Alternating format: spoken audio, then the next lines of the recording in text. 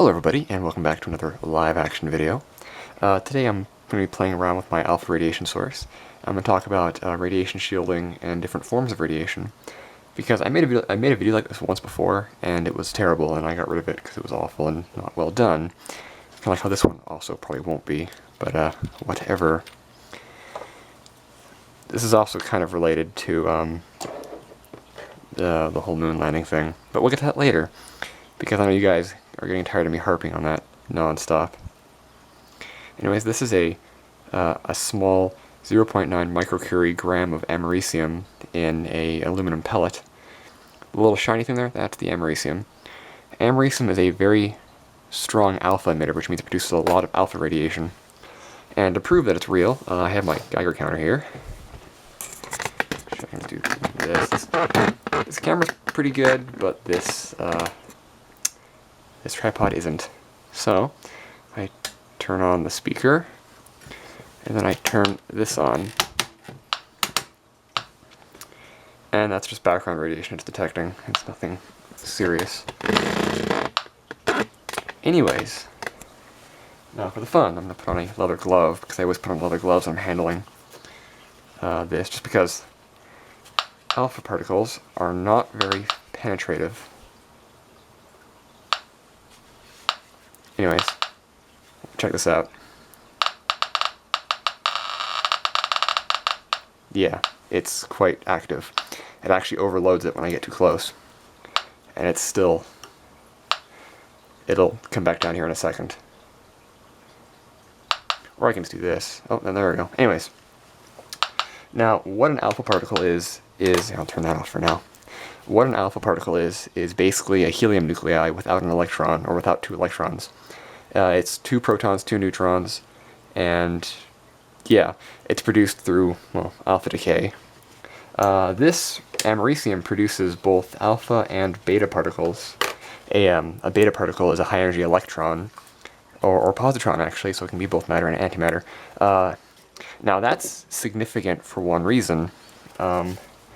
The radiation belts, the Van Allen radiation belts, are primarily made up of electrons that are accelerated and, you know, are basically, well, I wouldn't say it's alpha, I wouldn't say it's beta radiation, but it's the same particle, it's just charged electrons. Now, this is important because it's not terribly hard to block. Like here, I'll turn this back on. For example, I can use just a piece of paper on this, and, you know, let's do this instead. And this will actually block most of the alpha particles. Here, and I'll do this. So like even now, it's like, it doesn't get overloaded. So, thin paper can actually block a fair bit of radiation, can actually block all the alpha particles, and they actually can't even penetrate skin. However, you need to like wash your hands when you're done handling it, because they will linger on your skin for a little bit. Anyways, but onto the beta radiation, how do you block that? Well, to show you, I have some of this. This is aluminum tape. It's basically just a thin sheet of aluminum with paper on the back. It's used for, well, all sorts of stuff. I use it for everything because it's amazing, amazing stuff. But the point is, it's aluminum, and that's what I want to show here. So I'm just going to cover it with a sheet. And this is a thin sheet of aluminum. It's a little bit thicker than aluminum foil. And I can't get my fingers through this here. There we go. And I now move this up to it.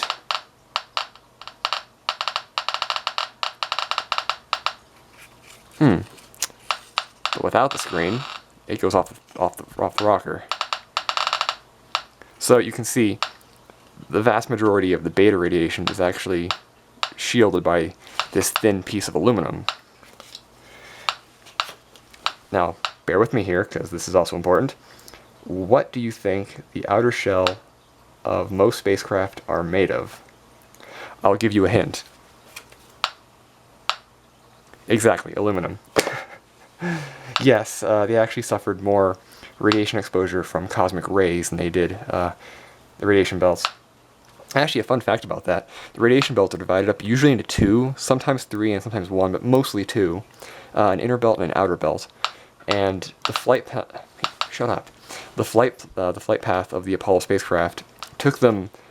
They actually didn't even go through the inner belt at all, and they only went through the thin outer edge of the outer belt. So when people are like, "Oh, the radiation belts are an impenetrable shield," it's like you can actually just go around them. You don't actually have to go through them. So there's also that. But they do actually pose a threat to electronics, because again, they're electrons, and they can damage stuff. Now then, something else I want to do here. Let's move this. And to do some more fun, right here I have a bag of water. Relatively water. And it mostly pools there. Actually, I have an idea. I don't want to get water on this, but now the bag won't leak. And if it does, well, I'm just shut out of luck then.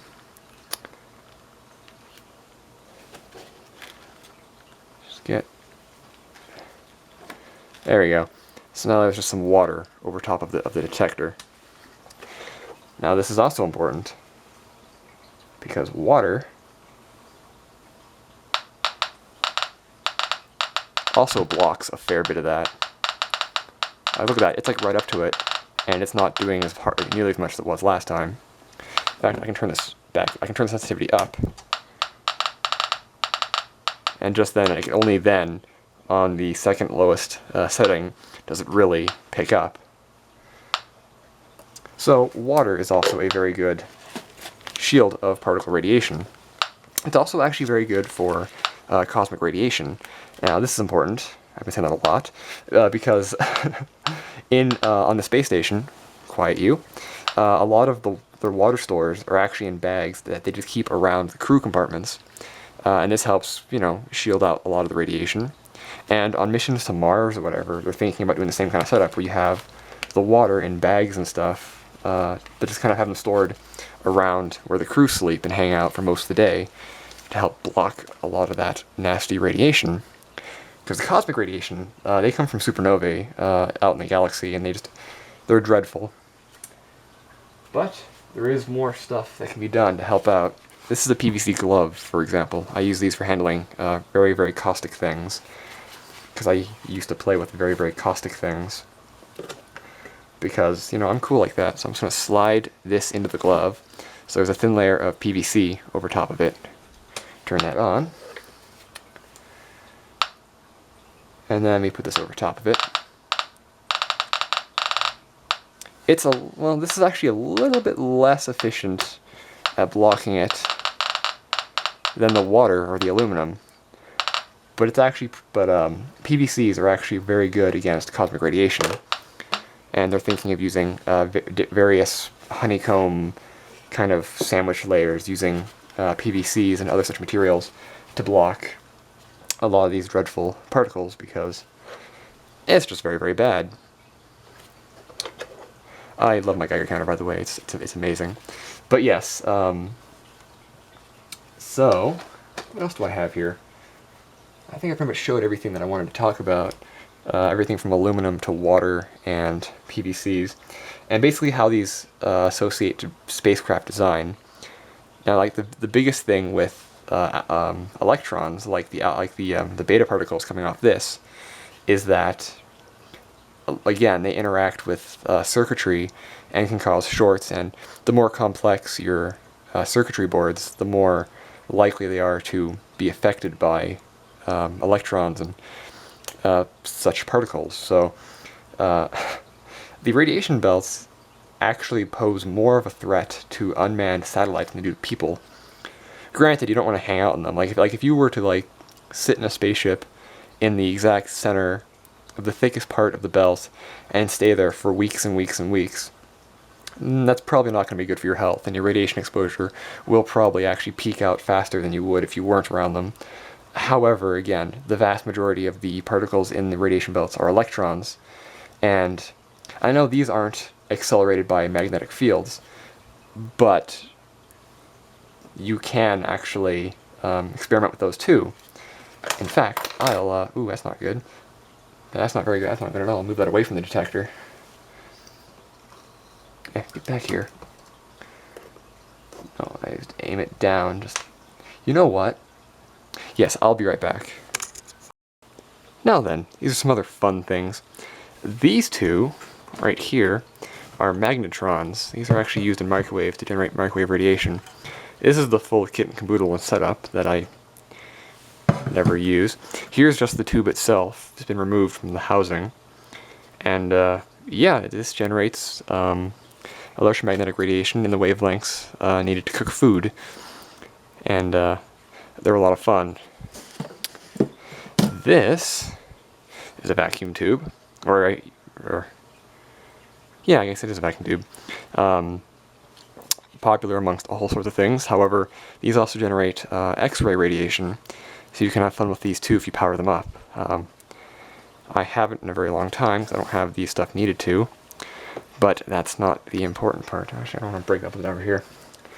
But this is the fun part. This is the fun thing. This is the stuff that is important to what we're talking about. Now this only works in a vacuum, mind you, but this is an electron gun. This is what's used in CRT TVs to generate a fast-moving stream of electrons at phosphor screens. And so basically, this is a mini particle accelerator that generates and shoots electrons very quickly at a screen. Now, this is important because this is more analogous to what happens in the radiation belts than, say, the beta particles from the decay of the Americium here. However, even this, I don't remember anyone talking about how they've developed massive cancer and instantly died when they turned on their TV from the 1980s. There's always the jokes about TVs killing you, but they actually didn't. And that's because the electrons didn't get through the glass screen. They just didn't. So, basically, if you can survive sitting in front of a CRT TV, having electrons shot at you from an accelerator, you can probably do pretty good sitting in a spacecraft in a electron cloud, basically. So yeah, when people tell me that I've never handled or worked with the radiation and stuff that I'm talking about, I would like to point out that I actually do. So I'm not just making shit up. I actually have some experience what I'm talking about. So yeah, that's all I wanted to talk about was different radiations, the hazards they pose, and how we can protect against them. Full list of radiations. There's particles and wave radiations. Wave radiations are usually EM radiations. That's your gamma rays, UV rays, X-rays, microwaves, radio waves, light waves. Those are all EM radiation. However, microwaves are non-ionizing. Ionizing radiation is the stuff that damages your DNA and causes cancer and stuff. Beta particles and alpha, so beta and alpha radiation, they are ionizing. These do damage your DNA and cause cancer. Because actually, as they decay, they release a gamma ray, so there you go. Another form of particle radiation is neutron radiation. Neutron radiation sucks because neutrons weakly interact with things, so it's harder to shield from. It's like you can actually have lead shielding, and it'll block other forms of radiation, but neutrons will just go right through it and hit you in the face and kill you. However, even neutron radiation can be blocked by our good friend, water. More specifically, the hydrogen in the water, which is why they actually can use heavy water, deuterium monoxide, as shielding, as neutron shielding or neutron tempering. Now, there probably is some deuterium in here because deuterium is found naturally in water in a very small amount. So yeah, you can actually use that, or you can also use boron or paraffin or cement. Anything that has a lot of hydrogen in it can actually help you protect from neutron radiation. However, in space, you don't have to worry much about neutron radiation. But if you're doing nuclear fusion, you do. Actually, I have in my box over there, I can't get it right now, I have a small Farnsworth fuser that I was working on. Never finished it, but it works on fusing deuterium, which generates neutrons. So I actually made shielding for it, but again, I've never used it, so I don't have that. I'm probably going to redo it with a better setup. But if you're using something like helium-3, for example, it does not produce a free neutron. So a deuterium reactor, it's fusion and it's great, but you lose some energy from neutrons being shot off, and it also is poisonous because neutron radiation is dangerous. But helium-3 reactors, they do not generate neutrons, so more of the power, more of the energy produced can go towards power generation, and it doesn't produce harmful radiation or any harmful byproducts. Helium-3 fusion is amazing. Anyways, I can just take this glove off now, because I don't need it. So yes, thank you all for watching. I just wanted to do some fun science stuff. My interferometer is actually getting close to being done, so I'll do a video about that pretty soon. And trust me, you guys are going to love that. It's playing with lasers. It's a lot of fun. Yeah, if you want to help out with any of my science exploits, check the link in the description below and donate. If not, even just like liking the video and positive comments always help. Like, I've actually had a lot of support from you guys. A lot of support from you guys, and I want to say thank you, because it really does help a lot. It's very motivating.